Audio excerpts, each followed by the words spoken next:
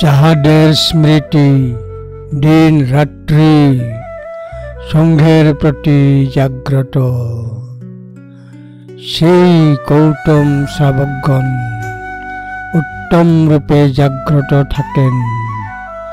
ধম্মপদ 298। বুদ্ধের সেই শিষ্যরা যারা সংঘ ভাতৃত্বের গুণাবলীর প্রতি মনোযোগী, তারা দিন রাত জেগে ওঠেন এবং তাদের ক্ষমতার সম্পূর্ণ নিয়ন্ত্রণে থাকেন।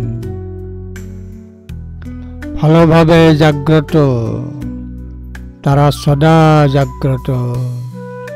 বুদ্ধের শিষ্যরা যারা দিনে রাত্রে সতত সংঘের প্রতি সচেতন থাকে। ধম্মপদ 298। সুপ্পবুদ্ধং প্রবুঝন্তি সদা গতম শাবকা, যেসং দিবাসরত্তস নিচ্ছং সংঘ গতাসতি। যেসং দিবাসরত্তং নিচ্ছং সংঘ গতাসতি। ধম্মপদ 298।